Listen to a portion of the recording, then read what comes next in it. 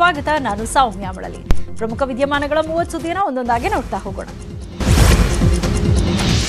ಇದೇ ಭಾನುವಾರ ಅಥವಾ ಸೋಮವಾರ ಸಂಪುಟ ವಿಸ್ತರಣೆಯಾಗೋ ಸಾಧ್ಯತೆ ಇದೆ. ಭಾನುವಾರ ಸಂಜೆ ಅಥವಾ ಸೋಮವಾರ ಬೆಳಗ್ಗೆ ಸಂಪುಟ ವಿಸ್ತರಣೆ ಮಾಡ್ತೀನಿ ಅಂತ ಸಚಿವ ಸ್ಥಾನದ ಆಕಾಂಕ್ಷಿಗಳಿಗೆ ಸಿಎಂ ಬಿಎಸ್ವೈ ಹೇಳಿದಾರಂತೆ. ಅಧಿವೇಶನಕ್ಕೆ ನೀವು ಮಂತ್ರಿ ಆಗೇ ಬರ್ತೀರಾ ಅಂತ ಎಂಟಿಬಿ ನಾಗರಾಜ್ ಹಾಗೂ ಆರ್ ಶಂಕರ್ಗೆ ಬಿಎಸ್ವೈ ಭರವಸೆಯನ್ನ ಕೊಟ್ಟಿದ್ದಾರೆ ಅಂತ ತಿಳಿದು ಬಂದಿದೆ. ಅಲ್ಲದೆ ಈ ಭರವಸೆ ಬೆನ್ನಲ್ಲೇ ಭಾನುವಾರ ಬೆಂಗಳೂರಲ್ಲೇ ರಾಜ್ಯಪಾಲರು ಇರ್ತಾರಾ ಅಂತ ರಾಜಭವನದ ಅಧಿಕಾರಿಗಳಿಗೆ ಸಿಎಂ ಕಾರ್ಯಾಲಯ ಮಾಹಿತಿಯನ್ನ ಪಡ್ಕೊಂಡಿದೆ. ಇನ್ನು ಸಂಪುಟ ವಿಸ್ತರಣೆ ಸಂಬಂಧ ಅರುಣ್ ಸಿಂಗ್ ಸಂದೇಶ ತಂದಿದ್ದಾರೆ. ಅವರ ಸಂದೇಶ ನೋಡಿ ಮುಂದಿನ ತೀರ್ಮಾನ ಮಾಡುವುದಾಗಿ ಸಿಎಂ ತಿಳಿಸಿದರು. ಅರುಣ್ ಸಿಂಗ್ ಜಿ ಅವರು ನಮ್ಮ ಕರ್ನಾಟಕ ಇನ್ಚಾರ್ಜ್ ಬರ್ತಾ ಇದ್ದಾರೆ. ರಾತ್ರಿ ಅವ್ರೇನು ಸುದ್ದಿ ತಗೊಂಡು ಬಂದಿದ್ದಾರೆ, ಅದರ ಆಧಾರದ ಮೇಲೆ ಅದು ತೀರ್ಮಾನ ಆಗುತ್ತೆ.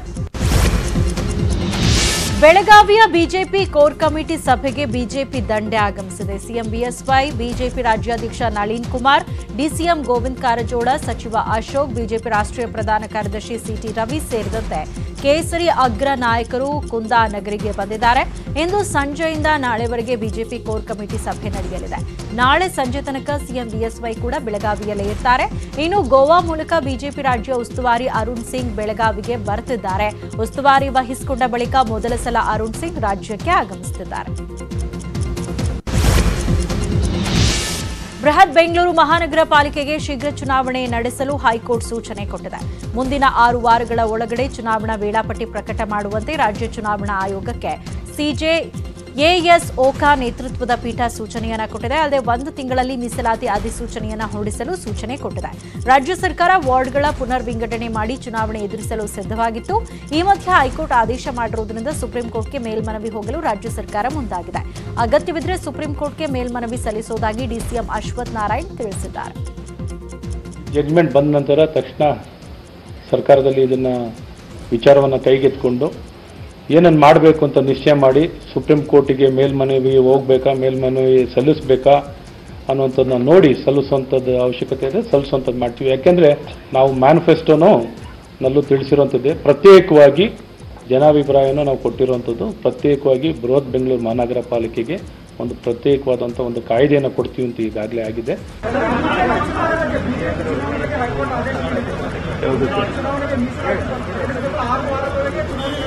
ಸುಪ್ರೀಂ ಹೈಕೋರ್ಟ್ ಕೇಳಿದ್ದೇನೆ,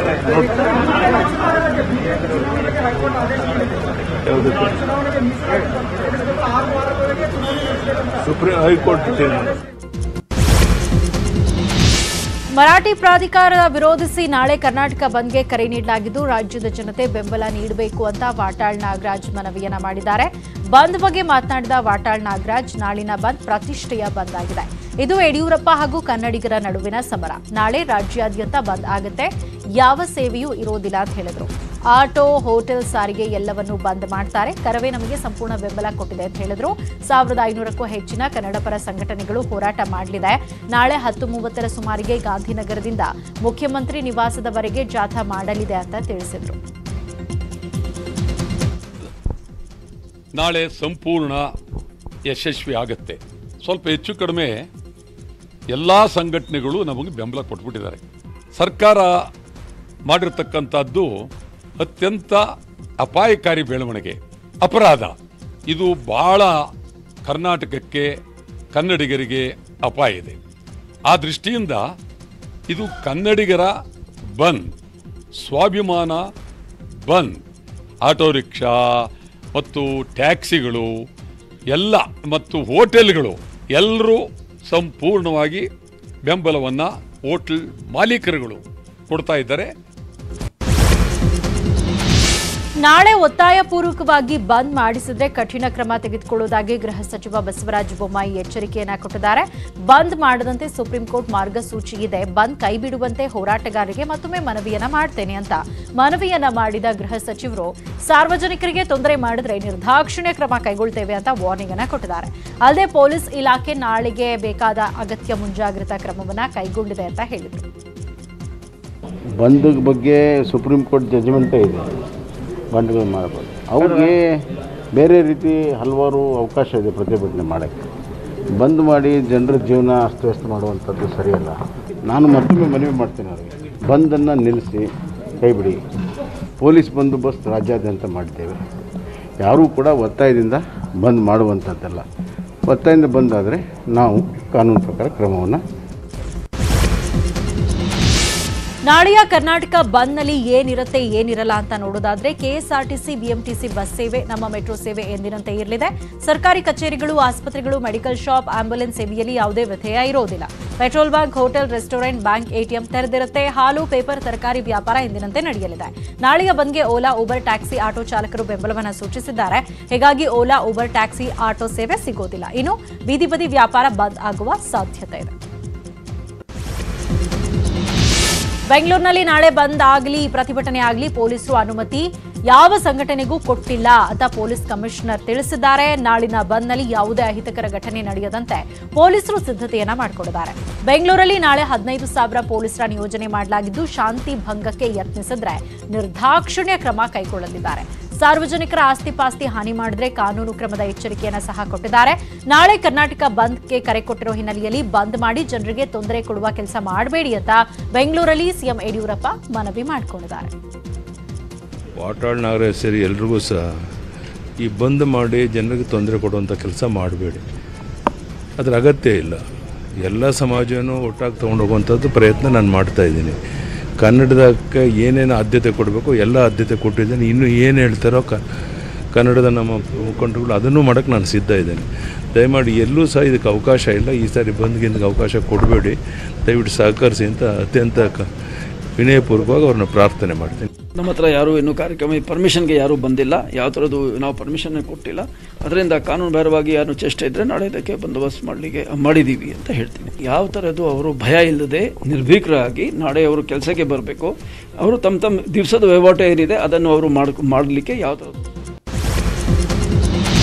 ಮರಾಠ ಅಭಿವೃದ್ಧಿ ನಿಗಮ ರಚನೆಗೆ ವ್ಯಾಪಕ ವಿರೋಧ ವ್ಯಕ್ತವಾಗಿ ನಾಳೆ ಕರ್ನಾಟಕ ಬಂದ್ಗೂ ಕರೆ ನೀಡಲಾಗಿದೆ. ಈ ಮಧ್ಯೆ ತಮಿಳು ಅಭಿವೃದ್ಧಿ ನಿಗಮ ರಚನೆ ಮಾಡುವ ಬಗ್ಗೆ ಸರ್ಕಾರ ಸುಳಿವನ್ನ ಕೊಟ್ಟಿದೆ. ತಮಿಳರು ಕೇಳಿಕೊಂಡ್ರೆ ತಮಿಳು ಅಭಿವೃದ್ಧಿ ನಿಗಮ ಕೂಡ ರಚನೆ ಮಾಡುವುದಾಗಿ ಡಿಸಿಎಂ ಅಶ್ವಥ್ ನಾರಾಯಣ್ ಉರಿಯೋ ಬೆಂಕಿಗೆ ತುಪ್ಪ ಸುರಿದಿದ್ದಾರೆ. ತಮಿಳಿಗರು ಕೂಡ ನಮ್ಮ ರಾಜ್ಯದಲ್ಲಿ 10 ವರ್ಷಗಳಿಂದಿದ್ದಾರೆ. ನಾಳೆ ತಮಿಳರು ಕೇಳಿದ್ರು ನಿಗಮ ಮಾಡ್ತೇವೆ ಅಂತ ಹೇಳಿದ್ದಾರೆ. ಇನ್ನು ಮರಾಠ ಪರವೂ ಬ್ಯಾಟ್ ಬೀಸಿದ ಅಶ್ವಥ್ ನಾರಾಯಣ್ ಮರಾಠ ಜನಾಂಗ ಶತಮಾನಗಳಿಂದ ನಮ್ಮ ರಾಜ್ಯದಲ್ಲಿ ನೆಲೆಸಿದ್ದಾರೆ, ಅವರನ್ನ ಸೆಕೆಂಡ್ ಸಿಟಿಸನ್ ಅಂತ ಪರಿಗಣಿಸಲು ಸಾಧ್ಯ ಇಲ್ಲ ಅಂತ ಹೇಳಿದರು. ರೈತರ ಬಗ್ಗೆ ಹೇಡಿಗಳು ಅನ್ನೋ ಪದ ಬಳಕೆ ಮಾಡಿರೋ ಕೃಷಿ ಸಚಿವ ಬಿಸಿ ಪಾಟೀಲ್ ವಿರುದ್ಧ ಆಕ್ರೋಶ ಹೆಚ್ಚಾಗ್ತಾನೆ ಇದೆ. ಸಚಿವ ಬಿಸಿ ಪಾಟೀಲ್ ರೈತರ ಕ್ಷಮೆಯಾಚಿಸಲಿ ಅಂತ ಕೊಪ್ಪಳದಲ್ಲಿ ಶಾಸಕ ರಾಘವೇಂದ್ರ ಹಿಟ್ನಾಳ್ ಆಗ್ರಹ ಮಾಡಿದ್ದಾರೆ. ಈ ರೀತಿ ಹೇಳುವ ಬದಲು ರೈತರಿಗೆ ಆತ್ಮಸ್ಥೈರ್ಯ ತುಂಬುವ ಕೆಲಸ ಮಾಡಬೇಕು ಅಂತ ಸಲಹೆಯನ್ನ ಕೊಟ್ಟಿದ್ದಾರೆ. ಇನ್ನು ಗೆದ್ದ ಪಕ್ಷವನ್ನ ಬಿಟ್ಟು ರಾಜೀನಾಮೆ ನೀಡಿ ಬೇರೆ ಪಕ್ಷಕ್ಕೆ ಹೋದ ಬಿಸಿ ಪಾಟೀಲ್ ಹೇಡಿ ಅಂತ ಮಾಜಿ ಸಚಿವ ಶಿವರಾಜ್ ತಂಗಡಿಗೆ ಆಕ್ರೋಶ ವ್ಯಕ್ತಪಡಿಸಿದ್ರು. ಇನ್ನು ಹೇಡಿಗಳು ಯಾರು ಅಂತ ಬಿಸಿ ಪಾಟೀಲ್ರೇ ಆತ್ಮಾವಲೋಕನ ಮಾಡಿಕೊಳ್ಳಿ ಅಂತ ಧಾರವಾಡದಲ್ಲಿ ಕೇಂದ್ರದ ಮಾಜಿ ಸಚಿವ ಬಾಬುಗೌಡ ಪಾಟೀಲ್ ಕೂಡ ತಿರುಗೇಟನ್ನ ಕೊಟ್ಟಿದ್ದಾರೆ. ಉಸ್ತುವಾರಿ ಸಚಿವರಿಗೆ ಮೊದಲು ಸಂಬಂಧ ನೋಡ್ತಾರೆ. ಒಂದು ಗೆದ್ದ ಪಕ್ಷನ ಬಿಟ್ಟು ಬೇರೆ ಪಕ್ಷಕ್ಕೆ ಯಾಕೆ ರಾಜೀನಾಮೆ ಕೊಟ್ಟು ಹೋದ್ರು? ಇವ್ರು ಹೇಡಿಗಳು. ರೈತರ ಬಗ್ಗೆ ಹೇಡಿತನದ ಬಗ್ಗೆ ಮಾತಾಡಕತ್ತಾರೆ. ರೈತರು ಇವತ್ತ ಗೌರವದ ಪ್ರಶ್ನೆ, ನಾನು ಸಾಲ ಮಾಡಿದ್ದೀನಿ, ಸಾಲ ಮಾಡಿ ಅದನ್ನ ಹೆಂಗ್ ತೀರ್ಸ್ಬೇಕಂತ ಗೌರವಿಸಲಾಗದೆ ಇವತ್ತು ಆತ್ಮಹತ್ಯೆಗಳನ್ನು ಮಾಡ್ಕೊಂತಾರೆ. ಅದಕ್ಕೆ ಸರ್ಕಾರ ಮಂತ್ರಿ ಇದ್ದವರು ಧೈರ್ಯ ತುಂಬುವಂತ ಕೆಲಸವನ್ನು ಮಾಡಬೇಕು. ಉಸ್ತುವಾರಿ ಸ್ವಾಭಿಮಾನದಿಂದ ಬದುಕಕ್ಕಾಗಲ್ಲ ಅಂತೇಳಿ ಇವತ್ತು ಅವರು ಆತ್ಮಹತ್ಯೆಗೆ ಶರಣಾಗಿದ್ದಾರೆ. ಹಂಗಂದ ತಕ್ಷಣ ಹೇಡಿಗಳಂತೇನಲ್ಲ. ಇವತ್ತು ಅವ್ರನ್ನ ರೈತರನ್ನ ಅವಹೇಳನಕಾರಿಯಾಗಿ ನಾವು ಕಾಣಬಾರ್ದು. ಅವ್ರಿಗೆ ಆತ್ಮಸ್ಥೈರ್ಯ ತುಂಬುವಂಥ ಕೆಲಸ ಮಾಡಬೇಕು. ಇವತ್ತು ಸಚಿವರು ಆ ಹೇಳಿಕೆಯನ್ನು ಹಿಂಪಡಿಬೇಕು. ಸ್ವಾಭಿಮಾನದಿಂದ ಹೇಡಿಗಳು ಯಾರು ಅಂತಕ್ಕಂಥದ್ದು ಅವರೇ ಆತ್ಮಾವಲೋಕನ ಮಾಡಿಕೊಳ್ಳಿ. ಹೇಡಿ ರೈತ ಏನು ಬಿಸಿ ಪಾಟೀಲ್ ಅಂತ ಮಂತ್ರಿ ಸ್ಥಾನಕ್ಕಾಗಿ ಜನ್ಮ ಕೊಟ್ಟಂಥ ತಂದೆ ತಾಯಿಗಳಿಗೂ ಅವಮಾನ ಮಾಡುವಂಥ ರೀತಿಯೊಳಗೆ ರಾಜೀನಾಮೆ ಕೊಟ್ಟು ಕುರ್ಚಿಗಾಗಿ ಅಲ್ಲಿ ಹೋದಂಥವ್ರು ಇವರು ಹೇಳಿನೋ, ಅರೆ ಹೊಟ್ಟಿಂದಾದರೂ ದೇಶಕ್ಕೆ ಅನ್ನ ಕೊಡಬೇಕು ಅಂತಕ್ಕಂಥ ಸಂಸ್ಕೃತಿಯೊಳಗೆ ಬದುಕಿದಂಥ ರೈತ ಹೇಳಿನೋ ಅಂತಕ್ಕಂಥದ್ದು ಇಡೀ ಪ್ರಪಂಚ. ಎಸ್ಟಿ ಮೀಸಲಾತಿಗಾಗಿ ನಡೀತಾ ಇರೋ ಕುರುಬರ ಹೋರಾಟದ ಹಿಂದೆ ಆರ್ಎಸ್ಎಸ್ ಕುತಂತ್ರ ಇದೆ ಅಂತ ವಿಪಕ್ಷ ನಾಯಕ ಸಿದ್ದರಾಮಯ್ಯ ಆರೋಪವನ್ನ ಮಾಡಿದ್ದಾರೆ. ಕುರುಬರ ಎಸ್ಟಿ ಹೋರಾಟದಲ್ಲಿ ನನ್ನನ್ನ ವೀಕ್ ಮಾಡೋದೇ ಉದ್ದೇಶ. ಸ್ವಾಮೀಜಿ ಹಾಗೂ ಸಮುದಾಯ ಇಬ್ಬರಿಗೂ ಹೇಳ್ತೇನೆ, ಎಲ್ಲರೂ ಎಚ್ಚರಿಕೆಯಿಂದ ಇರಿ ಅಂತ ಕಿವಿ ಮಾತನ್ನ ಹೇಳಿದ್ದಾರೆ. ಈಶ್ವರಪ್ಪ ಹಾಗೂ ವಿಶ್ವನಾಥ್ ಹುಟ್ಟಾಕಿದ ಹೋರಾಟ ಇದು ಸಮುದಾಯವನ್ನ ಹೊಡೆಯುವ ಹುನ್ನಾರ. ನಾನು ಮನವಿ ಮಾಡ್ತೇನೆ, ಎಲ್ಲರೂ ಎಚ್ಚರಿಕೆಯಿಂದ ಇರಿ ಅಂತ ಕುರುಬ ಸಮುದಾಯಕ್ಕೆ ಮನವಿಯನ್ನ ಮಾಡಿದ್ದಾರೆ. ಯಾರ ನೇತೃತ್ವ ವಹಿಸ್ತಾರೆ ಅನ್ನೋದು ಇಂಪಾರ್ಟೆಂಟ್ ಅಲ್ಲ. ಈಶ್ವರಪ್ಪರ ವಹಿಸ್ಲಿ, ವಿಶ್ವನಾಥರ ವಹಿಸ್ಲಿ, ಸ್ವಾಮೀಜಿಗಳಾರ ವಹಿಸ್ಲಿ, ಕುರುಬರ ಸಂಘದವರ ವಹಿಸ್ಲಿ, ಈ ಹೋರಾಟದ ಅಗತ್ಯ ಇದೆಯಾ? ವಿಶ್ವನಾಥ ಈಗ ಈಶ್ವರಪ್ಪ ಹುಟ್ಟಾಕಿರೋದು ಇದನ್ನ. ಯಾವ ಸರ್ಕಾರ ಇದೆ? ಅದು ಹಿಂದ್ಗಡೆ ಇರೋರು ಯಾರು? RSSನವರು. ಇಲ್ಲಿ ಈಶ್ವರಪ್ಪ ಹಿಂದ್ಗಡೆ ಇರೋರು ಯಾರು? RSSನವರು. ಅಲ್ಲಿ ಪಾಸ್ ಮಾಡಿಸ್ಬಿಟ್ರೆ ಮುಗಿದೋಯ್ತಲ್ಲಪ್ಪ. ಯಾರು ಸಿದ್ದರಾಮಯ್ಯ ಅವರ ಕ್ರಾಸ್ ಬೀಡ್ ಹೇಳಿಕೆಗೆ ಸಚಿವ ಈಶ್ವರಪ್ಪ ಮತ್ತೊಮ್ಮೆ ಕಿಡಿಕಾರಿದ್ದಾರೆ. ಕ್ರಾಸ್ ಬೀಡ್ ಎಂಬ ಶಬ್ದ ಬಳಕೆ ಪ್ರಾಣಿಗೆ ಮಾಡ್ತಾರೆ, ಮನುಷ್ಯರಿಗಲ್ಲ ಅಂತ ದಾವಣಗೆರೆಯ ಬಿಜೆಪಿ ಸಮಾವೇಶದಲ್ಲಿ ಆಕ್ರೋಶವನ್ನು ವ್ಯಕ್ತಪಡಿಸಿದ್ದಾರೆ. ಜೊತೆಗೆ ಕಾಂಗ್ರೆಸ್ ಅಗ್ರ ನಾಯಕರ ಮದುವೆಯನ್ನೇ ಪ್ರಶ್ನೆ ಮಾಡಿದ್ದಾರೆ. ಇಂದಿರಾ ಗಾಂಧಿ, ಫಿರೋಜ್ ಗಾಂಧಿಗೆ, ರಾಜೀವ್ ಗಾಂಧಿ, ಸೋನಿಯಾ ಗಾಂಧಿಗೆ, ಪ್ರಿಯಾಂಕ್ ಗಾಂಧಿ, ರಾಬರ್ಟ್ ವಾದ್ರಾಗೆ ಮದುವೆಯಾಗಿದ್ದು ಏನು ಅಂತ ಕೇಳಿದ್ದಾರೆ. ಇನ್ನು ಲವ್ ಜಿಹಾದ್ ತಡೆ ಕಾಯ್ದೆ ಜಾರಿಗೆ ತಂದೇ ತರ್ತೇವೆ, ಗೋಹತ್ಯೆ ಕಾಯ್ದೆ ನಿಷೇಧ ಕಾಯ್ದೆಯನ್ನ ಜಾರಿಗೊಳಿಸ್ತೇವೆ ಅಂತ ಹೇಳಿದರು. ಕ್ರಾಸ್ ಬೀಡ್ ಆಗ್ಬಿಟ್ಟಿದೆ. ನಾವು ಕ್ರಾಸ್ ಬೀಡ್ ಅಂತ ಯಾರಿಗೆ ಕರಿತೀವಿ? ಕ್ರಾಸ್ ಬೀಡ್ ಅಂತ ಕರೆಯೋದು ಯಾರಿಗೆ? ನಾನು ಕೇಳಕ್ ಇಷ್ಟಪಡ್ತೇನೆ, ಶ್ರೀಮತಿ ಇಂದಿರಾ ಗಾಂಧಿ ಅವರು ಫಿರೋಜ್ ಖಾನ್ ಮದುವೆ ಆದ್ರಲ್ಲ, ಇದನ್ನೇನಂತ ಕರಿಬೇಕು ಸಿದ್ದರಾಮಯ್ಯವರು? ಸೋನಿಯಾ ಗಾಂಧಿ, ರಾಜೀವ್ ಗಾಂಧಿ ಮದುವೆ ಆದ್ರಲ್ಲ, ಏನಂತ ಕರಿಬೇಕು ಸಿದ್ದರಾಮಯ್ಯವ್ರ? ಪ್ರಿಯಾಂಕಾ ಗಾಂಧಿ, ರಾಬರ್ಟ್ ವಾದ್ರಾ ಮದುವೆ ಆದ್ರಲ್ಲ, ಹೇಳ್ತಾ ಹೋಗ್ಬೋದು. ಈಗಾಗಲೇ ಉತ್ತರ ಪ್ರದೇಶದಲ್ಲಿ ಕಾನೂನು ತಂದಿದ್ದಾರೆ, ಕರ್ನಾಟಕ ರಾಜ್ಯದಲ್ಲೂ ಕೂಡ ಲವ್ ಜಿಹಾದ್ ಮಾಡಕ್ಕೆ ಅವಕಾಶ ಕೊಡಲ್ಲ, ಈ ಕಾನೂನು ತರ್ತೇವೆ. ಕೆಲವೇ ವಾರಗಳಲ್ಲಿ ಕೊರೋನಾಗೆ ವ್ಯಾಕ್ಸಿನ್ ಬರಲಿದೆ ಅಂತ ಪ್ರಧಾನಿ ಮೋದಿ ಸರ್ವಪಕ್ಷ ಸಭೆಯಲ್ಲಿ ಮಾಹಿತಿಯನ್ನ ನೀಡಿದ್ದಾರೆ. ವ್ಯಾಕ್ಸಿನ್ ಬಗ್ಗೆ ಭಾರತದ ವಿಜ್ಞಾನಿಗಳು ಭರವಸೆಯನ್ನ ಹೊಂದಿದ್ದಾರೆ. ಲಸಿಕೆ ಸರಬರಾಜಿಗೆ ಎಲ್ಲ ಸಿದ್ಧತೆ ಆಗಿದೆ. ಲಸಿಕೆಗೆ ಸರ್ಕಾರ ಮೊದಲ ಆದ್ಯತೆ ನೀಡಿದೆ ಅಂತ ತಿಳಿಸಿದ್ರು. ಲಸಿಕೆ ಸಂಗ್ರಹಿಸಲು ಎಲ್ಲಾ ರೀತಿಯ ತಯಾರಿಯಾಗಿದೆ. ಲಸಿಕೆಗೆ ಕೋಲ್ಡ್ ಚೈನ್ ಸಿದ್ಧವಾಗಿದೆ ಅಂತ ಮೋದಿ ಘೋಷಣೆಯನ್ನ ಮಾಡಿದ್ದಾರೆ. ವಿಜ್ಞಾನಿಗಳು ಹೇಳಿದ ತಕ್ಷಣ ಲಸಿಕೆ ಹಂಚಿಕೆ ಮಾಡ್ತೀವಿ. ಕೊರೋನಾ ವಿರುದ್ಧ ಭಾರತದ ದಿಟ್ಟ ಹೋರಾಟ ನಡೀತಾ ಇದೆ. ಹೆಚ್ಚು ನಾಗರಿಕರ ಜೀವ ರಕ್ಷಣೆಗೆ ಒತ್ತು ಕೊಟ್ಟಿದ್ದೇವೆ ಅಂತ ಪ್ರಧಾನಿ ಮೋದಿ ಹೇಳಿದ್ದಾರೆ. मैं समझता हूं ये बहुत ही महत्वपूर्ण है। वैक्सीन को लेकर जो विश्वास इस चर्चा में नजर आया है वो कोरोना के खिलाफ देश की लड़ाई को और मजबूत करेगा कि कितने दिनों से प्रयास चल रहे हैं, क्या क्या चल रहे हैं, अब कहां पहुंचे हैं और किस मजबूती से हम आगे बढ़ रहे हैं। मेरी मेड इन इंडिया वैक्सीन बनाने का जो प्रयास कर रही वैज्ञानिक टीमें हैं और भारत के वैज्ञानिक अपनी सफलता को लेकर बहुत ही आश्वस्त हैं। उनका कॉन्फिडेंस लेवल बहुत ही मजबूत। ಸರ್ವಪಕ್ಷ ಸಭೆಯಲ್ಲಿ ಭಾಗಿಯಾದ ಮಾಜಿ ಪ್ರಧಾನಿ ಎಚ್ಡಿಡಿ ಪ್ರಧಾನಿ ಮೋದಿಗೆ ಕೆಲ ಪ್ರಶ್ನೆಗಳ ಜೊತೆಗೆ ಕೆಲ ಸಲಹೆಗಳನ್ನು ಕೇಳಿದ್ದಾರೆ. ಕೊರೋನಾ ಲಸಿಕೆಗೆ ಹಣವನ್ನ ಕೇಂದ್ರ ಸರ್ಕಾರವೇ ಕೊಡುತ್ತಾ ಅಥವಾ ರಾಜ್ಯ ಸರ್ಕಾರಗಳೇ ಭರಿಸಬೇಕಾ ಅಂತ ಪ್ರಶ್ನೆ ಮಾಡಿದ್ದಾರೆ. ಜೊತೆಗೆ ನಮ್ಮಲ್ಲಿ ಲಸಿಕೆ ಲಭ್ಯ ಆಗುವವರೆಗೂ ಬೇರೆ ರಾಷ್ಟ್ರಗಳಿಂದ ಲಸಿಕೆಯನ್ನ ಪಡಿಬೇಕಾ ಅಂತ ಸಲಹೆಯ ಪ್ರಶ್ನೆಯನ್ನ ಮಾಡಿದ್ದಾರೆ. ಇನ್ನು ಪ್ರಧಾನಿಗೆ ಸಲಹೆ ನೀಡಿರೋ ಎಚ್ಡಿಡಿ ಲಸಿಕೆ ಸಾಗಾಣಿಕೆ ಮತ್ತು ಸಂಗ್ರಹ ಮಾಡುವುದು ದೊಡ್ಡ ಸವಾಲು. ಇದನ್ನು ನಿಭಾಯಿಸಲು ಒಂದು ದೊಡ್ಡ ತಂಡ ರಚನೆ ಮಾಡಬೇಕು. ಲಸಿಕೆ ದೀರ್ಘಕಾಲ ಸಂಗ್ರಹಣೆಗೆ ಕೋಲ್ಡ್ ಸ್ಟೋರೇಜ್ಗಳ ನಿರ್ಮಾಣ ಮಾಡಬೇಕು ಅಂತ ಸಲಹೆಯನ್ನ ಕೊಟ್ಟಿದ್ದಾರೆ. ಹಳ್ಳಿ ಹಕ್ಕಿ ಮತ್ತು ಟಗರು ಮಧ್ಯ ಮತ್ತೆ ಮಾತಿನ ಕದನ ಶುರುವಾಗಿದೆ. ಏಕವಚನದ ಮಾತು ಕಡಿಮೆ ಮಾಡಿ ಎಂಬ ವಿಶ್ವನಾಥ್ ಸಲಹೆಗೆ ತಿರುಗೇಟು ನೀಡಿರೋ ಸಿದ್ದರಾಮಯ್ಯ, ವಿಶ್ವನಾಥ್ ಎಷ್ಟು ಏಕವಚನದಲ್ಲಿ ಮಾತನಾಡಿದ್ದಾರೆ ಅಂತ ತೋರಿಸ್ಲಾ ಅಂತ ಏಕವಚನದಲ್ಲಿ ತಿರುಗೇಟನ್ನ ಕೊಟ್ಟಿದ್ದಾರೆ. ನನ್ನ ಹಳ್ಳಿ ಭಾಷೆ ಏಕವಚನ ಅನಿಸುತ್ತೆ, ನಾವು ದೇವರನ್ನ ಏಕವಚನದಲ್ಲೇ ಕರೆಯೋದು ಅಂತ ಟಾಂಗ್ ಕೊಟ್ರು. ಇನ್ನು ಸಿದ್ದರಾಮಯ್ಯರಿಗಾಗಿ ನಾಯಕತ್ವ ಬಿಟ್ಕೊಟ್ಟೆ ಎಂಬ ಹಳ್ಳಿ ಹಕ್ಕಿ ವಿಶ್ವನಾಥ್ ಹೇಳಿಕೆಗೆ ತಿರುಗೇಟು ಕೊಟ್ಟ ಸಿದ್ದರಾಮಯ್ಯ, ನನಗೆ ಯಾರೂ ನಾಯಕತ್ವ ಬಿಟ್ಕೊಟ್ಟಿಲ್ಲ ಅಂತ ಹೇಳಿದ್ರು. ನಾನು ಕಾಂಗ್ರೆಸ್ ಸೇರಲು ಯಾವ ರಾಜ್ಯ ನಾಯಕರು ಕಾರಣರಲ್ಲ ಅಂತ ಹೇಳಿದ್ದಾರೆ. ಮಾತಾಡಿರೋದು ಎಷ್ಟು ಹೇಳಿ ತೋರಿಸ್ಲ. KR ನಗರದ MLA ಇದನ್ನೆಲ್ಲ ಯಾವ ಭಾಷೆಯಲ್ಲಿ ಮಾತಾಡಿ ನೀವು? ನಾನು ಏಕವಚನದಲ್ಲಿ ಉದ್ದೇಶಪೂರ್ವಕ ಮಾತಾಡಲ್ಲ ಯಾರಿಗೂ. ನಮ್ಮ ಹಳ್ಳಿ ಭಾಷೆಯಲ್ಲಿ ಎಲ್ರಿಗೂ ಸಿಂಗುಲರಲ್ಲಿ ಮಾತಾಡ್ತೀವಿ. ದೇವರಿಗೆ ಸಿಂಗುಲಲ್ಲಿ ಮಾತಾಡ್ತೀವಿ. ದೇವರಿಗೆ ಅವನು ಇವನು ಅಂತ ಹೇಳಲ್ವೇನೆ? ಏನು ಸಿಂಗುಲರ್ ಮಾತಾಡಿವ ಮಾದೇಶ್ವರನಿಗೆ? ಬಿಜೆಪಿ ರಾಷ್ಟ್ರೀಯ ನಾಯಕರು ಅಖಾಡಕ್ಕಿಳಿದು ಪ್ರಚಾರ ಕೈಗೊಂಡಿದ್ದರಿಂದ ರಾಷ್ಟ್ರೀಯ ಮಟ್ಟದಲ್ಲಿ ಸುದ್ದಿಯಾಗಿರುವ ಹೈದರಾಬಾದ್ ಪಾಲಿಕೆ ಚುನಾವಣೆ ಫಲಿತಾಂಶ ಹೊರಬರ್ತಾ ಇದೆ. ಸದ್ಯ TRS ಗ್ರೇಟರ್ ಹೈದರಾಬಾದ್ ಪಾಲಿಕೆ ಚುನಾವಣೆ ಫಲಿತಾಂಶದಲ್ಲಿ ಮುನ್ನಡೆ ಕಾಯ್ದುಕೊಂಡಿದ್ದು ಬಿಜೆಪಿ ಕೂಡ ಉತ್ತಮ ಸ್ಥಾನ ತೋರಿದೆ. ಸದ್ಯ ಬಿಜೆಪಿ 44 ಸ್ಥಾನಗಳಲ್ಲಿ ಮುನ್ನಡೆಯನ್ನ ಕಾಯ್ದುಕೊಂಡಿದೆ.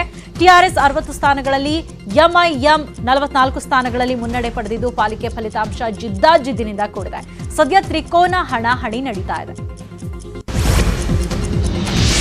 ಹೈದರಾಬಾದ್ ಪಾಲಿಕೆ ಚುನಾವಣೆಯ ಫಲಿತಾಂಶ ಮುಂದಿನ ತೆಲಂಗಾಣ ವಿಧಾನಸಭಾ ಚುನಾವಣೆಗೆ ದಿಕ್ಸೂಚಿ ಅಂತ ಬಿಜೆಪಿ ಯುವ ಮೋರ್ಚಾದ ರಾಷ್ಟ್ರೀಯ ಅಧ್ಯಕ್ಷ ತೇಜಸ್ವಿ ಸೂರ್ಯ ಬಣ್ಣಿಸಿದ್ದಾರೆ. ನ್ಯೂಸ್ 18 ಜೊತೆ ಮಾತನಾಡಿದ ಸಂಸದ ತೇಜಸ್ವಿ, ಹೈದರಾಬಾದ್ನಲ್ಲಿ 4ರಿಂದ 45ಕ್ಕೆ ಹೋಗಿದ್ದೇವೆ. ಇದು ಭಾರತೀಯ ಜನತಾ ಪಾರ್ಟಿಯ ಚುನಾವಣಾ ತಂತ್ರಗಾರಿಕೆಯನ್ನ ತೋರಿಸುತ್ತೆ ಅಂತ ಹೇಳಿದರು. ಜನರು ಮೋದಿ ಹಾಗೂ ಬಿಜೆಪಿ ಮೇಲೆ ಭರವಸೆಯನ್ನ ಇಟ್ಟಿದ್ದಾರೆ. ಕರ್ನಾಟಕ ಮಾತ್ರವಲ್ಲ, ದಕ್ಷಿಣ ಭಾರತದ ತಮಿಳುನಾಡು, ಆಂಧ್ರ, ತೆಲಂಗಾಣ ಸೇರಿ ಇಡೀ ದಕ್ಷಿಣ ಭಾರತ ಕೇಸರಿಮಯವಾಗಲಿದೆ ಅಂತ ಭವಿಷ್ಯ ನುಡಿದಿದ್ದಾರೆ. 4 ಸೀಟಿಂದ 50-60 ಸೀಟ್ನವರೆಗೆ ಹೋಗುವಂಥದ್ದು, ಅದು ಒಂದು ಲೋಕಲ್ ಬಾಡಿ ಚುನಾವಣೆಯಲ್ಲಿ ಎಲ್ಲಿ ವಿಶೇಷವಾಗಿ ಸ್ಥಳೀಯ ಆಡಳಿತದ ಒಂದು ಬಹಳ ದೊಡ್ಡ ಇನ್ಫ್ಲೂಯೆನ್ಸ್ ಇರುತ್ತೆ. ಅಂಥ ಕಡೆ ಈ ರೀತಿಯ ಒಂದು ಪರ್ಫಾರ್ಮೆನ್ಸ್ ಬರುವಂಥದ್ದು ಭಾರತೀಯ ಜನತಾ ಪಾರ್ಟಿಯ ಒಂದು ಚುನಾವಣೆ ನಡೆಸುವಂಥ ತಂತ್ರಗಾರಿಕೆ, ಶಕ್ತಿ, ನಮ್ಮ ಕಾರ್ಯಕರ್ತರ ಪರಿಶ್ರಮ ಇದೆಲ್ಲ. ಜೆಡಿಎಸ್ ಜೊತೆ ಮುನಿಸಿಕೊಂಡಿರೋ ಮಾಜಿ ಸಚಿವ ಜಿಟಿ ದೇವೇಗೌಡರನ್ನ ನಿಖಿಲ್ ಕುಮಾರಸ್ವಾಮಿ ಭೇಟಿಯಾಗಿರುವುದು ಕುತೂಹಲ ಮೂಡಿಸಿದೆ. ಮೊನ್ನೆ ಜಿಟಿಡಿ ನಿವಾಸಕ್ಕೆ ಪತ್ನಿ ಸಮೇತ ಭೇಟಿ ನೀಡಿದ ನಿಖಿಲ್ ಕುಮಾರಸ್ವಾಮಿ ಜಿಟಿಡಿ ಮನೆಯಲ್ಲಿ ಆತಿಥ್ಯ ಸ್ವೀಕರಿಸಿದ್ದಾರೆ. ಈ ಭೇಟಿ ವಿಚಾರವನ್ನ ನಿಖಿಲ್ ಹಾಗೂ ಜಿಟಿಡಿ ಕುಟುಂಬ ಗೌಪ್ಯವಾಗಿಯೇ ಇಟ್ಟಿದ್ರು. ಆದರೆ 2 ದಿನಗಳ ನಂತರ ಈ ಭೇಟಿಯ ಚಿತ್ರಗಳು ಸಾಮಾಜಿಕ ಜಾಲತಾಣದಲ್ಲಿ ನಿಖಿಲ್ ಹಂಚಿಕೊಂಡಿದ್ದಾರೆ. ಜೆಡಿಎಸ್ ಜೊತೆ ಮುನಿಸಿಕೊಂಡಿದ್ದ ಜಿಟಿ ದೇವೇಗೌಡ ಮೊನ್ನೆಯಷ್ಟೇ ನಾನು ಜೆಡಿಎಸ್ನಲ್ಲಿ ಉಳಿದ್ರೂ ಅಚ್ಚರಿ ಇಲ್ಲ ಅಂತ ಹೇಳಿಕೆ ನೀಡಿದ್ದು ಅಚ್ಚರಿಗೆ ಕಾರಣ ಆಗಿತ್ತು. ಆದರೆ ಈ ಬೆನ್ನಲ್ಲೇ ಇದೀಗ ಫೋಟೋಗಳು ಕೂಡ ಲೀಕ್ ಆಗಿದೆ. ಇನ್ನು ಈ ಭೇಟಿ ಭಾರಿ ಕುತೂಹಲಕ್ಕೆ ಕಾರಣವಾಗಿದೆ. ಮಂಡ್ಯ ಅಂದ್ರೆ ಇಂಡಿಯಾ ಮಾತ್ರವಲ್ಲ, ಇದೀಗ ಮಂಡ್ಯ ಅಂದ್ರೆ ಅಮೆರಿಕಾದಲ್ಲೂ ಸೌಂಡ್ ಮಾಡಿದೆ. ಮಂಡ್ಯ ಮೂಲದ ಅಮೆರಿಕ ವೈದ್ಯ ಡಾಕ್ಟರ್ ವಿವೇಕ್ ಮೂರ್ತಿ ಅವರನ್ನು ಅಮೆರಿಕದ ಮುಂದಿನ ಸರ್ಜನ್ ಜನರಲ್ ಹುದ್ದೆಗೆ ನೇಮಕ ಮಾಡಲಾಗಿದೆ. ಅಮೆರಿಕದ ಅಧ್ಯಕ್ಷರಾಗಿ ಆಯ್ಕೆಯಾಗಿರುವ ಜೋ ಬೈಡನ್ ಭಾರತೀಯ ಅಮೆರಿಕನ್ ವೈದ್ಯ ಡಾಕ್ಟರ್ ವಿವೇಕ್ ಮೂರ್ತಿ ಅವರನ್ನು ಅಮೆರಿಕದ ಮುಂದಿನ ಸರ್ಜನ್ ಜನರಲ್ ಹುದ್ದೆಗೆ ನೇಮಕ ಮಾಡಿದ್ದಾರೆ ಅಂತ ವಾಷಿಂಗ್ಟನ್ ಪೋಸ್ಟ್ ವರದಿ ಮಾಡಿದೆ. ಶೀಘ್ರದಲ್ಲೇ ಈ ನೇಮಕಾತಿಯ ಅಧಿಕೃತ ಆದೇಶ ಪ್ರಕಟಗೊಳ್ಳುವ ನಿರೀಕ್ಷೆ ಇದೆ. ಸರ್ಜನ್ ಜನರಲ್ ಹುದ್ದೆಗೆ ನೇಮಕವಾಗುವವರು ಈ ಸರ್ಕಾರದ 4 ವರ್ಷಗಳ ಅವಧಿಗೆ ಸೇವೆ ಸಲ್ಲಿಸುತ್ತಾರೆ. ಜೊತೆಗೆ ಸಾರ್ವಜನಿಕ ಆರೋಗ್ಯ ವಿಷಯಗಳ ಬಗ್ಗೆ ಸರ್ಕಾರದ ಉನ್ನತ ಅಧಿಕಾರಿಯಾಗಿರ್ತಾರೆ. ತಮಿಳುನಾಡು ಗಡಿ ಗ್ರಾಮಗಳಲ್ಲಿ ಕಾಡಾನೆ ಹಾವಳಿ ಮುಂದುವರೆದಿದೆ. ಬೆಂಗಳೂರು ಹೊರವಲಯದಲ್ಲಿ ಆನೇಕಲ್ ತಾಲೂಕಿನ ಬನ್ನೇರುಘಟ್ಟ ರಾಷ್ಟ್ರೀಯ ಉದ್ಯಾನವನಕ್ಕೆ ಹೊಂದಿಕೊಂಡಂತಿರೋ ಗ್ರಾಮಗಳು ಗಜಪಡೆ ದಾಂಗುಡಿ ಇಡ್ತಾ ಇವೆ. ಗಜಪಡೆಗಳು ಅರಣ್ಯದಂಚಿನ ಹೊಲ ಗದ್ದೆಗಳಿಗೆ ನುಗ್ಗಿದ ಗಜಪಡೆಗಳು ಬೆಳೆಯನ್ನು ನಾಶ ಮಾಡಿವೆ. ರಾಗಿ, ಅವರೆ, ಹುರುಳಿ ತಿಂದು ಬೆಳೆಗಳನ್ನು ನಾಶಪಡಿಸ್ತಾ ಇವೆ. ಇತ್ತೀಚೆಗೆ ತಮಿಳುನಾಡು ಗಡಿಯಲ್ಲಿ ಪದೇ ಪದೇ ಕಾಣಿಸಿಕೊಳ್ತಾ ಇದ್ದು ಕಾಡಾನೆಗಳ ಹಾವಳಿಯಿಂದ ರೈತರು ಕಂಗಾಲಾಗಿದ್ದಾರೆ. ಕಾರಿನ ರ್ಯಾಶ್ ಡ್ರೈವ್ಗೆ ಬೈಕ್ ಸವಾರ ಗಂಭೀರವಾಗಿ ಗಾಯಗೊಂಡ ಘಟನೆ ಬೆಂಗಳೂರಿನ ಮೂಡಲಪಾಳ್ಯದಲ್ಲಿ ನಡೆದಿದೆ. ರಾಯಲ್ ಎನ್ಫೀಲ್ಡ್ ಬೈಕ್ನಲ್ಲಿ ಬರ್ತಾ ಇದ್ದ ಅಕ್ಷಯ್ ಎಂಬ ಯುವಕನ ಮೇಲೆ ಕಾರೊಂದು ಹರಿದು ಗಂಭೀರವಾಗಿ ಗಾಯಗೊಂಡಿದ್ದಾನೆ. ಗಂಭೀರವಾಗಿ ಗಾಯಗೊಂಡಿದ್ದ ಅಕ್ಷಯ್ಗೆ ಖಾಸಗಿ ಆಸ್ಪತ್ರೆಯಲ್ಲಿ ಚಿಕಿತ್ಸೆಯನ್ನ ಕೊಡಿಸಲಾಗ್ತಾ ಇದ್ದು ವ್ಯಾಟ್ರಾಯನ್ಪುರ ಸಂಚಾರ ಪೊಲೀಸ್ ಠಾಣೆಯಲ್ಲಿ ಪ್ರಕರಣ ದಾಖಲಾಗಿದೆ. ಆಕ್ಸಿಡೆಂಟ್ ಭಯಾನಕ ದೃಶ್ಯ ಸಿಸಿಟಿವಿಯಲ್ಲಿ ಸೆರೆಯಾಗಿದೆ. ಇನ್ನುಳಿದ ಪ್ರಮುಖ ಸುದ್ದಿಗಳನ್ನು ನೋಡೋಣ ಚಿಕ್ಕ ಬ್ರೇಕ್ ಆದ್ಮೇಲೆ. ಕಿಡ್ನಾಪ್ ಪ್ರಕರಣಕ್ಕೆ ಸಂಬಂಧಿಸಿ ಮಾಜಿ ಸಚಿವ ವರ್ತೂರು ಪ್ರಕಾಶ್ ಅವರನ್ನ ಕೋಲಾರ ಪೊಲೀಸರು ವಿಚಾರಣೆ ನಡೆಸಿದ್ದಾರೆ. ಕೋಲಾರ ಎಸ್ಪಿ ಕಚೇರಿಯಲ್ಲಿ ಮಾಜಿ ಸಚಿವ ವರ್ತೂರು ಪ್ರಕಾಶ್ ವಿಚಾರಣೆಗೆ ಹಾಜರಾದರು. ಕೋಲಾರ ಎಸ್ಪಿ ಕಾರ್ತಿಕ್ ರೆಡ್ಡಿ ನೇತೃತ್ವದಲ್ಲಿ ವಿಚಾರಣೆ ನಡೆಯಿತು. ಈ ಪ್ರಕರಣದಲ್ಲಿ ವರ್ತೂರು ಪ್ರಕಾಶ್ ಮೇಲೆಯೇ ಪೊಲೀಸರಿಗೆ ಅನುಮಾನ ಇದೆ ಎನ್ನಲಾಗ್ತಾ ಇದೆ. ಹೀಗಾಗಿ ಹಲವು ಆಯಾಮಗಳಲ್ಲಿ ಪೊಲೀಸರು ಪ್ರಶ್ನೆಯನ್ನ ಕೇಳಿದ್ದಾರೆ. ವರ್ತೂರು ಪ್ರಕಾಶ್ ಫೋನ್ ಕರೆಗಳ ಬಗ್ಗೆ ಪೊಲೀಸರು ಪ್ರಶ್ನೆಯನ್ನ ಮಾಡಿದ್ದಾರೆ. ಆದ್ರೆ ಕೇವಲ ಹಣಕ್ಕಾಗಿಯೇ ನನ್ನನ್ನು ಕಿಡ್ನಾಪ್ ಮಾಡಿದ್ದಾರೆ ಅಂತ ಹೇಳಿರೋ ವರ್ತೂರು ಪ್ರಕಾಶ್ ನನ್ನ ತೇಜೋವಧೆ ಮಾಡುವ ಪ್ರಯತ್ನ ಮಾಡಲಾಗ್ತಾ ಇದೆ ಅಂತ ಆರೋಪಿಸಿದ್ದಾರೆ. ಜಾತಿ ಕೇಳಿ ಹುಟ್ಟುವುದಾಗಿದ್ರೆ ನಾನು ಮೇಲು ಜಾತಿಯಲ್ಲಿ ಹುಟ್ಟಬೇಕು ಅಂತ ಅರ್ಜಿ ಹಾಕ್ತಾ ಇದೆ. ಹೀಗಂತ ಹೇಳಿರೋದು ವಿಪಕ್ಷ ನಾಯಕ ಸಿದ್ದರಾಮಯ್ಯ. ಮೈಸೂರಿನ ಕನಕಶ್ರೀ ಪ್ರಶಸ್ತಿ ಪ್ರದಾನ ಕಾರ್ಯಕ್ರಮದಲ್ಲಿ ಮಾತನಾಡಿದ ಸಿದ್ದರಾಮಯ್ಯ, ಜಾತಿ ಕೇಳಿ ಹುಟ್ಟುವುದಾಗಿದ್ರೆ ನಾನ್ಯಾಕೆ ಕೆಳವರ್ಗದ ಜಾತಿಯಲ್ಲಿ ಹುಟ್ಟಬೇಕು, ಯಾವುದೋ ಮೇಲ್ವರ್ಗದ ಜಾತಿಯಲ್ಲಿ ಹುಟ್ಟಬೇಕು ಎಂದು ಕೇಳ್ಕೊಳ್ತಾ ಇದೆ ಅಂತ ವ್ಯಂಗ್ಯದ ದಾಟಿಯಲ್ಲೇ ಜಾತಿ ವ್ಯವಸ್ಥೆ ವಿರುದ್ಧ ಅಸಮಾಧಾನ ವ್ಯಕ್ತಪಡಿಸಿದ್ರು. ನಮ್ಮಪ್ಪ ಇದ್ದಿದ್ದ ಜಾತಿಯಲ್ಲಿ ನಾವು ಹುಟ್ಟಿದ್ದೀವಷ್ಟೇ, ಅದೇ ಜಾತಿಯಲ್ಲಿ ಇರಬೇಕು ಅಂತ ಹೇಳಿದ್ರು. ನಾನು ಇಂತಿದ್ದ ಜಾತಿಯಲ್ಲಿ ಹುಟ್ಟಬೇಕು ಅಂತ ಅವಕಾಶ ಇದ್ದಿದ್ರೆ ನಾನು ಮೇಲ್ಜಾತಿಯಲ್ಲಿ ಹುಡ್ಸಪ್ಪ ಅಂತ ಅರ್ಜಿ ಹಾಕ್ಬಿಡ್ಬೇಕು. ಕೆಳ ಜಾತಿಯಲ್ಲಿ ಯಾಕೆ ಹುಡ್ಬೇಕಾಗಿತ್ತು? ನಾನು ಅಸ್ಪೃಶ್ಯ ಜಾತಿಯಲ್ಲಿ ಯಾಕೆ ಹುಡ್ಬೇಕು? ನನಗೆ ಮೇಲ್ಜಾತಿಯಲ್ಲಿ ಕೊಟ್ಬಿಡ ದೇವ್ರೆ ಅಂತ ಹೇಳ್ಬಿಡುದು ನಮಗೆ. ಕರ್ನಾಟಕದಲ್ಲಿ ಕೊರೋನಾ 2ನೇ ಅಲೆ ಭೀತಿ ಬೆನ್ನಲ್ಲೇ ಆರೋಗ್ಯ ಇಲಾಖೆ ಕಟ್ಟೆಚ್ಚರ ಕೈಗೊಳ್ತಾ ಇದೆ. ಮಾಸ್ಕ್ ಹಾಕದೆ ಬೇಕಾಬಿಟ್ಟಿ ಓಡಾಡುವವರಿಗೆ ಆರೋಗ್ಯ ಇಲಾಖೆ ಶಾಕ್ ನೀಡಲು ಮುಂದಾಗಿದೆ. ಟಫ್ ರೂಲ್ಸ್ ಜಾರಿ ಮಾಡಲೇಬೇಕೆಂದು ತಜ್ಞರು ಆರೋಗ್ಯ ಇಲಾಖೆಗೆ ಸಲಹೆಯನ್ನ ನೀಡಿರೋ ಹಿನ್ನೆಲೆಯಲ್ಲಿ ಮಾಸ್ಕ್ ಹಾಕದೆ ರಸ್ತೆಗಿಳಿಯುವವರ ವಿರುದ್ಧ ಕ್ರಮಕ್ಕೆ ಮುಂದಾಗಿದೆ. ಮಾಸ್ಕ್ ಧರಿಸದವರಿಗೆ ಜೈಲು ಶಿಕ್ಷೆ ವಿಧಿಸಿ, ಮಾಸ್ಕ್ ಧರಿಸದವರಿಗೆ ಕೆಲ ಗಂಟೆಗಳ ಕಾಲ ಜೈಲಿಗೆ ಕಳುಹಿಸಿ ಮಧ್ಯಪ್ರದೇಶ ಸರ್ಕಾರದ ಮಾದರಿ ಪ್ರಯೋಗಿಸುವಂತೆ ತಜ್ಞರ ಶಿಫಾರಸು ಮಾಡಿದ್ದಾರೆ. ಮಾರ್ಷಲ್ಗಳಿಂದ ಮತ್ತಷ್ಟು ಕಳಕಾಗಿ ಕ್ರಮ ತೆಗೆದುಕೊಳ್ಳಬೇಕು ಅಂತ ಸರ್ಕಾರಕ್ಕೆ ತಜ್ಞರು ಸಲಹೆಯನ್ನ ಕೊಟ್ಟಿದ್ದಾರೆ. ಈ ಬಾರಿ ಹೊಸ ವರ್ಷವನ್ನ ನಟಿ ರಾಗಿಣಿ ದ್ವಿವೇದಿ ಜೈಲಿನಲ್ಲಿ ಆಚರಿಸೋದು ಪಕ್ಕ. ರಾಗಿಣಿ ಸಲ್ಲಿಸಿರೋ ಬೇಲ್ ಅರ್ಜಿಯ ವಿಚಾರಣೆಯನ್ನ ಸುಪ್ರೀಂ ಕೋರ್ಟ್ ಜನವರಿ ಮೊದಲ ವಾರಕ್ಕೆ ಮುಂದೂಡಿದೆ. ಇತ್ತೀಚೆಗೆ ಕರ್ನಾಟಕ ಹೈಕೋರ್ಟ್ ರಾಗಿಣಿ ಜಾಮೀನು ಅರ್ಜಿಯನ್ನ ವಜಾ ಮಾಡಿತ್ತು. ಹೀಗಾಗಿ ರಾಗಿಣಿ ಸುಪ್ರೀಂ ಕೋರ್ಟ್ಗೆ ಜಾಮೀನು ಅರ್ಜಿ ಸಲ್ಲಿಸಿದ್ರು. ಇತ್ತ ನಟಿ ಸಂಜನಾ ಹೈಕೋರ್ಟ್ ತಮಗೆ ಅನಾರೋಗ್ಯ ಅಂತ ಮತ್ತೆ ಜಾಮೀನು ಅರ್ಜಿಯನ್ನ ಸಲ್ಲಿಕೆ ಮಾಡಿದ್ದಾರೆ. ಕೊಪ್ಪಳದಲ್ಲಿ ಕೆಆರ್ಎಸ್ ಪಕ್ಷದ ಸೈಕಲ್ ಜಾಥಾ ವೇಳೆ ಪೊಲೀಸರು ಹಾಗೂ ಕೆಆರ್ಎಸ್ ಕಾರ್ಯಕರ್ತರ ಮಧ್ಯೆ ವಾಗ್ವಾದ ನಡೆದಿದೆ. ಕೊಪ್ಪಳದ ಅಶೋಕ ವೃತ್ತದಲ್ಲಿ ಪಿಎಸ್ಐ ಮಹಾಂತೇಶ ಮೇಟಿ ಅವಾಚ್ಯ ಶಬ್ದ ಬಳಕೆ ಮಾಡಿದ್ದಕ್ಕೆ ವಾಗ್ವಾದ ನಡೆಯಿತು. ರವಿಕೃಷ್ಣ ರೆಡ್ಡಿ ಮತ್ತವರ ಕಾರ್ಯಕರ್ತರು ಪೊಲೀಸರ ನಡುವೆ ಮಾತಿನ ಚಕಮಕಿ ನಡೆಸಿದ್ರು. ಈ ವೇಳೆ ಬಿಸಿ ಪಾಟೀಲ್ರಿಂದ ಕೃಷಿ ಖಾತೆ ವಾಪಸ್ ಪಡೆಯಬೇಕೆಂದು ರವಿಕೃಷ್ಣ ರೆಡ್ಡಿ ಸಿಎಂಗೆ ಆಗ್ರಹಿಸಿದ್ದಾರೆ.